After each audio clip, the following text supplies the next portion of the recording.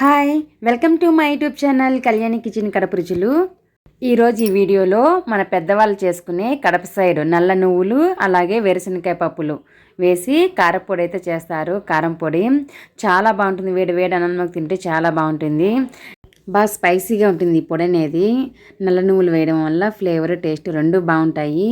Skip చేయకుండా చూడండి, అలాగే లైక్ చేసి సబ్స్క్రైబ్ చేయండి. ఇంకా ఆలస్యం లేకుండా వీడియోలోకి అయితే వెళ్ళిపోదాము. ఫస్ట్ స్టవ్ వెలిగించేసి ఒక కడాయి పెట్టుకోవాలి వేయించుకోవడానికి.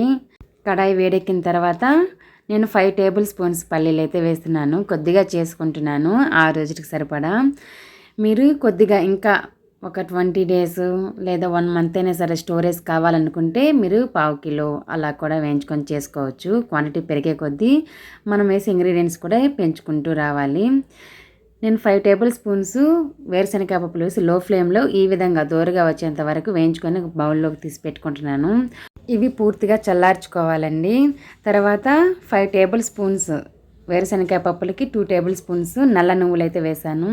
రాళ్ళు ఇసుక ఏమీ లేకుండా చూసుకోండి. అలాగే నువ్వులు అనేది చేదు లేకుండా చూసుకోవాలి. కొన్ని నల్ల నువ్వులు అనేది చేదు కూడా ఉంటాయి. కొన్ని నోట్లో వేసుకొని తిని చూసారంటే మనకు చేదు ఉన్నాయా బాగున్నాయా అనేది తెలుస్తుంది. 2 టేబుల్ స్పూన్స్ నల్ల నువ్వుల్ని ఈ విధంగా లో ఫ్లేమ్లో వేయించుకొని ప్లేట్లో తీసి పెట్టుకోండి. ఎక్కువ మాడిపోయేట్టుగా వేయించుకోకూడదు. దూరగా వేయించుకొని తీసి ప్లేట్లో కానీ బౌల్లో కానీ తీసుకొని చల్లార్చి పెట్టుకోండి.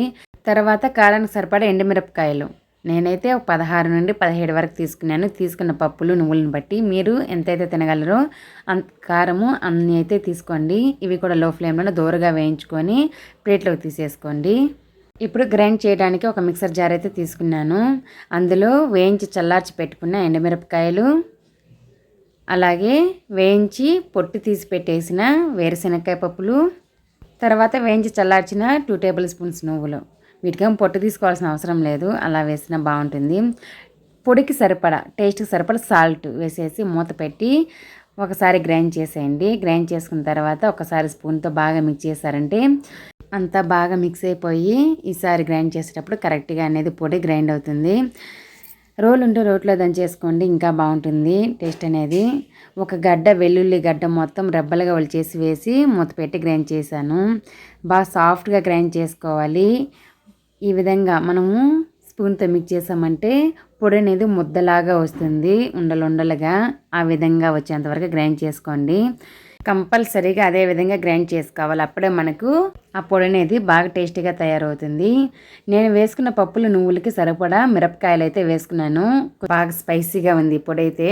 బాగా ఒకసారి స్పూన్తో మిక్స్ చేసి ఒక బౌల్లో కానీ లేదా బాక్స్లో కానీ తీసేసుకోవడమే. అంతే, చాలా సింపుల్గా అయితే తయారైపోయింది. బయటే ఉంచినా కూడా 1 మంత్ వరకు ఉంటుంది.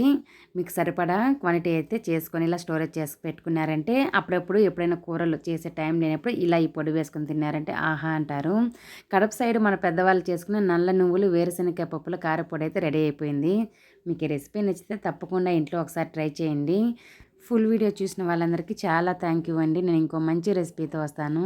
Thanks for watching. బాయ్.